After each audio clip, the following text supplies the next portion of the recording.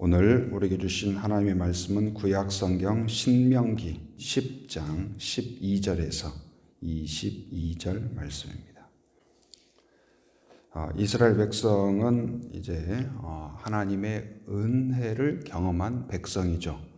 하나님의 특별한 은혜와 능력으로 애굽에서 구원을 받은 백성이고 그 구원을 경험한 백성이에요.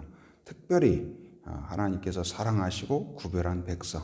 그런데 이제 성경에서 이 이스라엘 백성은 단지 그 이스라엘 민족만을 이야기한 것이 아니라 하나님의 택함을 받은 오늘 성도를 또한 상징한다고 볼 수 있습니다.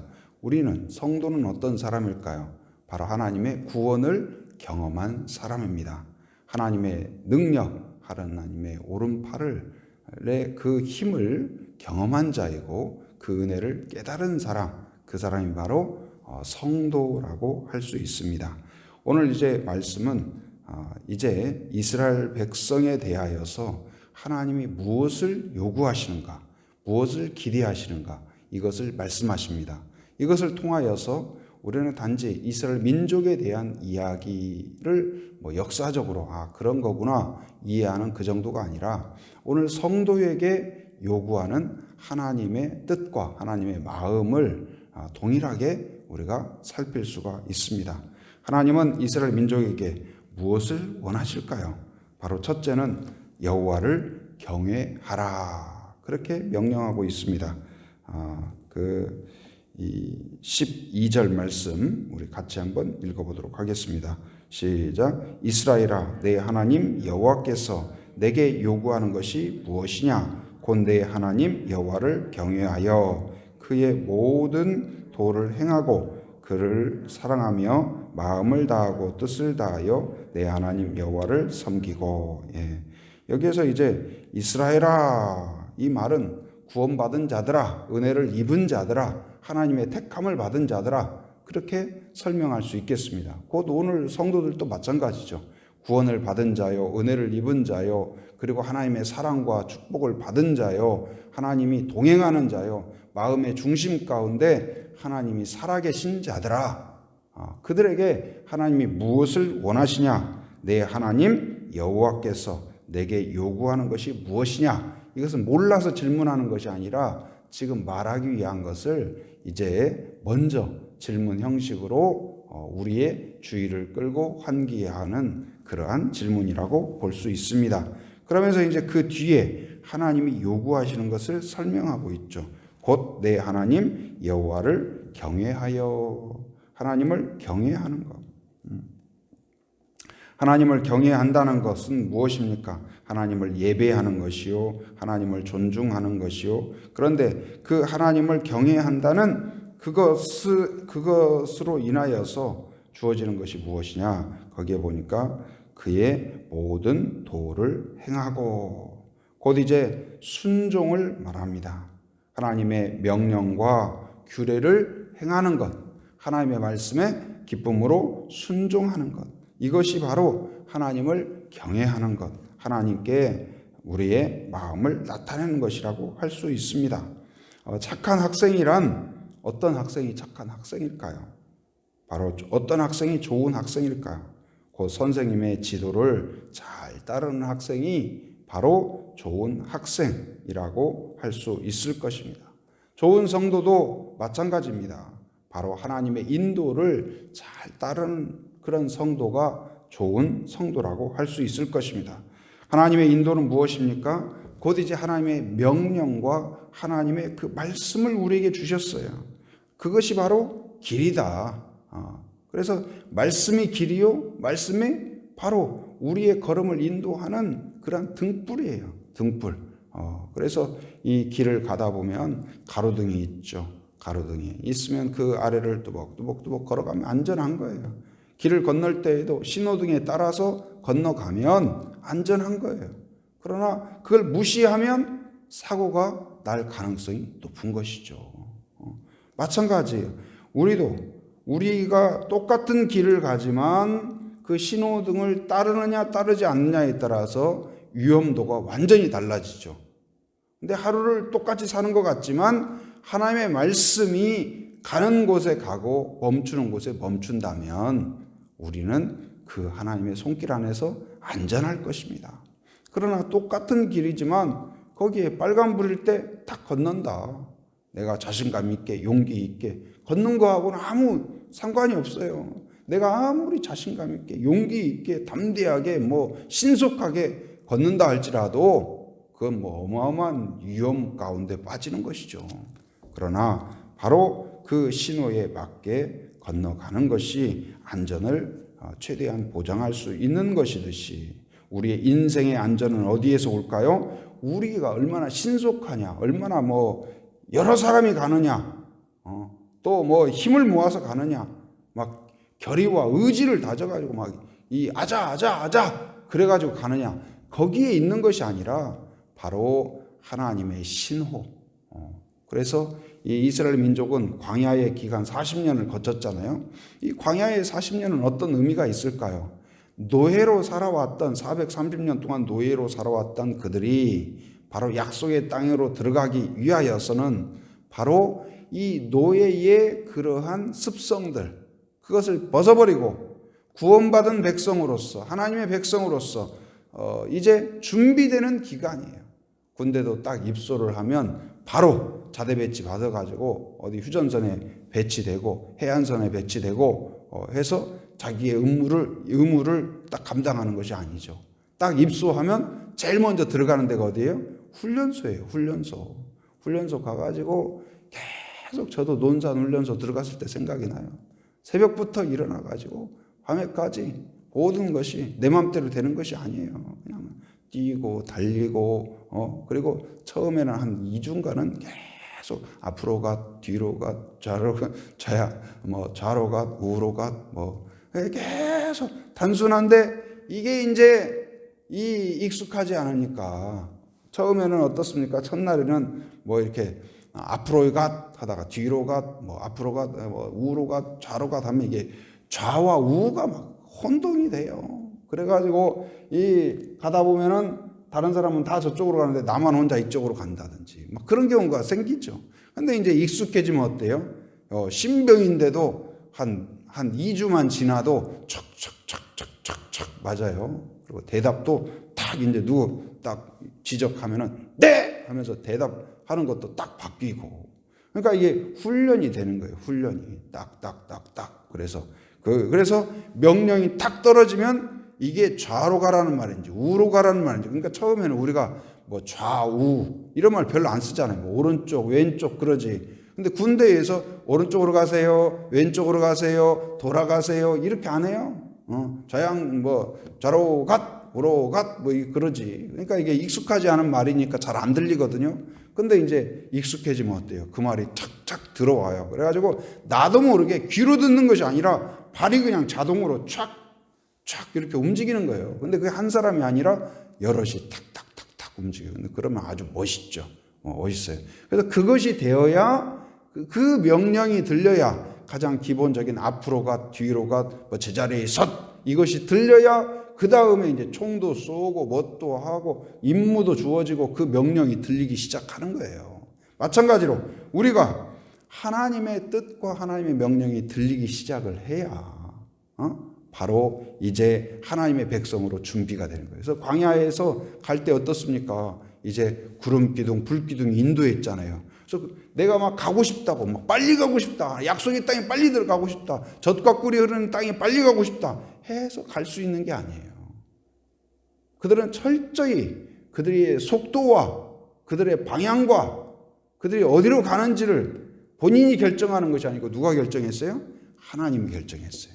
하나님의 구름 기둥이 떠서 가면 움직이는 거예요.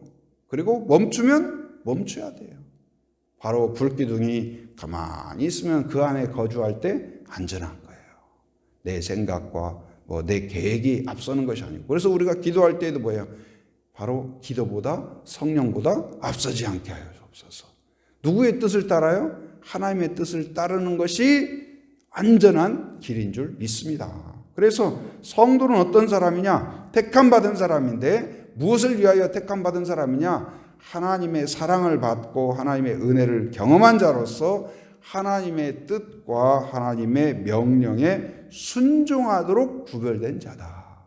그래서 나는 바로 순종하기 위해서 태어난 사람이다. 순종하기 위해서 구별된 사람이다. 하나님의 명령에 따르기 위해서 준비된 바로 특별한 사람이다.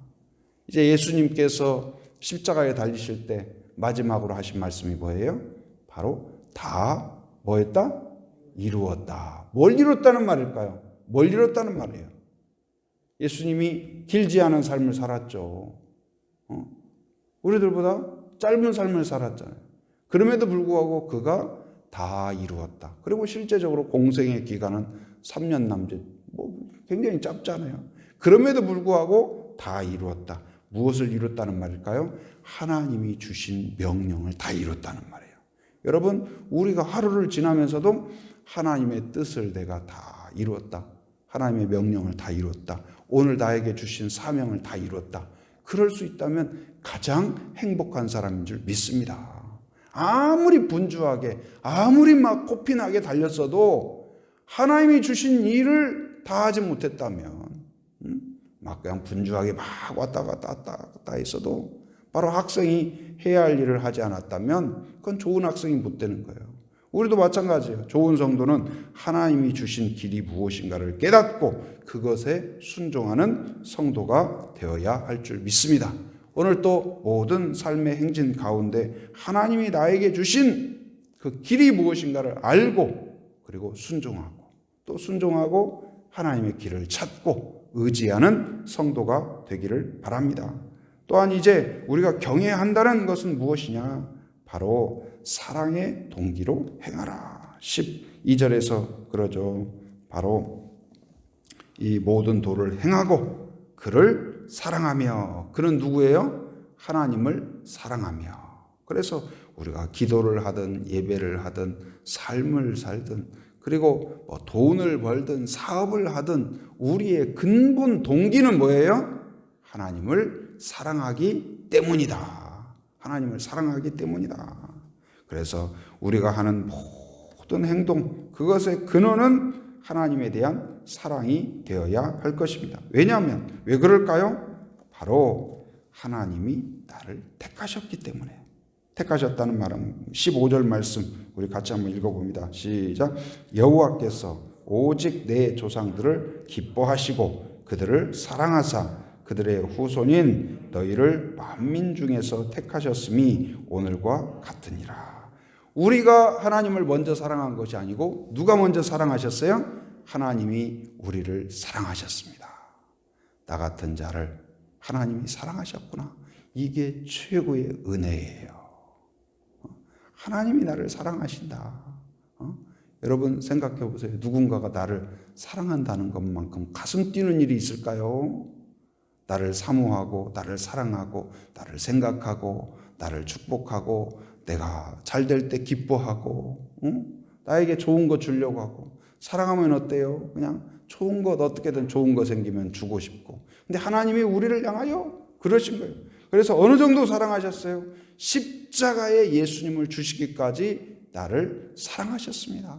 그렇기 때문에 사랑에 대하여서 올바른 반응은 뭐예요? 다른 어떤 것도 그 사랑을 갚을 수가 없어요. 돈으로 갚을 수 없어요. 바로 무엇으로 갚아야 될까요? 사랑으로 갚아야 되는 것입니다. 그렇기 때문에 우리의 모든 동기는 두려움 때문에 하는 것이 아니에요. 다른 종교나 미신들이나 이런 건 뭐예요? 사랑으로 하는 게 아니에요. 두려움이에요. 그렇게 안 하면 무슨 뭐가 그냥 안 좋은 일이 생길까 봐 두려움. 하나님과 우리 사이는 두려움이 아니에요. 우리를 향한 그 감동, 우리를 향한 그 은혜, 우리를 향한 그 사랑 앞에서 그 감사한 마음으로, 사랑의 마음으로, 감격스러운 마음으로.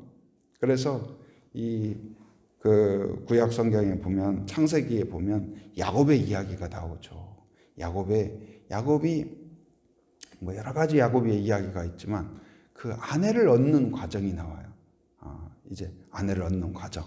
근데 마음에 쏙 든 사람이 있었어요. 누구였을까요? 라헬이 너무 예쁘고 마음에 쏙 들었어요. 그래서 이 야곱이 뭐라고 그랬냐면 내가 이 사랑하는 여인을 위해서 7년을 일해주겠다. 7년을 일하겠다고 그랬어요. 근데 결론적으로 몇 년을 일한 줄 아세요? 14년을 일했어요. 근데 제가 가만히 생각해 보면서 야, 제 아내를 얻기 위해서 내가 14년은커녕 14달이라도 일했나? 그런 생각이 들어요. 여러분, 아내를 얻기 위하여서 저같이 가가지고 14년 일하고 데려온 사람이 누가 있을까요? 그 정도. 만약에 이 사익감이 딱 와가지고 저는 따님을 사랑합니다. 결혼할 수 있도록 허락해 주십시오. 그래, 좋다. 그러면 성경에 보면 14년을 일한 야곱이 나온다. 네가 나를 위해서 14년까지는 아니라도 14달이라도 일을 해보거라. 그렇게 말한다면 사람들이 몇 사람이나 받아들일까 그런 생각이 들어요. 근데 그 정도로 사랑했다는 말이에요. 그 정도로 라헬을 사랑했다는 말이에요. 우리가 하나님에 대하여서 곧 이제 그 성경에 보면 그 믿음의 사람들이라는 것이 얼마나 그들이 하나님을 사랑했는가. 그들을 보면 그냥 믿음의 사람이 아니에요. 요셉도 그렇고 얼마나 그들이 하나님을 사랑했는가. 그런데 이 사랑에는 그래서 이 14년이 뭐라고 표현하는지 아세요? 하루같이 지나가요. 순간처럼 지나가요. 지루하지 않았어요. 왜 그랬을까요? 힘든 일이 있었을까요? 없었을까요? 있었겠죠. 그런데 힘들지 않았어요. 지칠 수도 있었는데 지루하지 않았어요. 왜요? 사랑하기 때문에. 여러분, 사랑하면 지루하지 않습니다. 사랑하면 힘들지 않습니다. 힘들지 않아서 힘든지 않은 게 아니에요. 힘들어도 능히 이겨낼 수 있어요. 인내할 수 있어요. 그래서 인내는 사랑인 거예요. 근데 이 사랑하면 인내할 수 있고, 사랑하면 축복할 수 있고, 사랑하면 소망이 있는 줄 믿습니다. 그래서 이 사랑하는 자에게는 어떻습니까? 거기에 보니까 마음을 다하고 뜻을 다하여. 마음을 다한다는 것은 뭐예요? 자원하는 마음으로. 사랑하면 시켜서 하는 일이 아니에요. 이 야곱이 지금 7년을 일하는 건 뭐예요? 시켜서 하는 일이 아니에요. 사랑을 갖고 소망을 갖고 기쁨으로 행하는 것이죠. 자원하는 마음으로. 그리고 야곱이 할 때 어떻게 했을까요? 일을 대충 하지 않았습니다. 뜻을 다하여 열정적으로 행하게 되는 거예요. 곧 이제. 근데 우리 안에 사랑이 식어버리면 이 모든 것이 이 몸이 건조해지는 거예요. 신앙도 마찬가지예요. 기도도 우리의 예배도 우리의 사역도 사랑이 식어버리면 무거운 짐이 돼요. 그러나 우리 안에 하나님을 향한 사랑이 이 불타오르면 나를 향한 하나님의 사랑이 느껴지는 것이 뭐냐? 그게 은혜예요. 그리고 하나님을 향한 나의 사랑이 불타오를 때 그것이 바로 우리의 신앙이라고 할 수가 있어요. 그것이. 그러면 어떻게 될까요? 13절 같이 한번 읽어봅니다. 13절. 자, 같이 시작. 내가 오늘 내 행복을 위하여 내게 명하는 여호와의 명령과 규례를 지킬 것이 아니냐. 예, 명령과 규례를 지키면 무엇이 주어진다고요? 행복이 주어진다. 할렐루야. 그러니까 우리한테 명령을 행하라고 명령하는 것은 뭐냐면 누구를 위해서요? 우리를 위해서 그러는 거예요. 엄마가 아빠가 너 게임 그만하고 공부 좀 해라. 이 말은 우리가 게임하는 기쁨을 빼앗아가기 위한 것이 아니고 누구를 위한 말이에요? 자녀를 위한 말이에요. 우리한테 명령을 행하라, 순종하라, 하나님을 사랑하라. 이 말은 우리를 귀찮게 하고자 하는 것이 아니라 무엇 때문에요? 우리를 뭐 하기 위해서? 행복하도록 하기 위해서. 곧 이제 우리가 하나님의 사랑을 느끼고 하나님을 사랑할 때 행복한 인생이 될 줄 믿습니다. 그렇기 때문에 바로 순종하는 자, 하나님을 사랑하는 자, 이 자원하는 마음으로 열정적으로 사랑하는 자에게는 반드시 뭐가 주어지냐? 행복한 은혜가 주어질 줄 믿습니다. 오늘 하루도 내가 그냥 사랑하는 것도 아니고 아닌 것도 아니고 이제 신앙생활을 오래 하다 보면 타성에 젖을 수가 있어요. 권태기라고 하잖아요. 그렇게 뜨겁게 사랑한다고 해서 결혼했는데 일정 기간 지나고 나니까 이것도 그렇고 저것도 그렇고 신앙도 그런 때가 올지도 모르겠어요. 그런데 그런 거 없어요. 우리가 시간이 지난다고 나이가 든다고 신앙의 권태기는 오면 안 되는 것입니다. 언제나 뜨거운 사랑으로서 더 느껴지고 더 깊이 있게 더 뜨겁게 더 열정적으로 더 하나님의 사랑을 느낄 뿐만 아니라 사랑하는 그런 성도가 되기를 주님의 이름으로 축원합니다.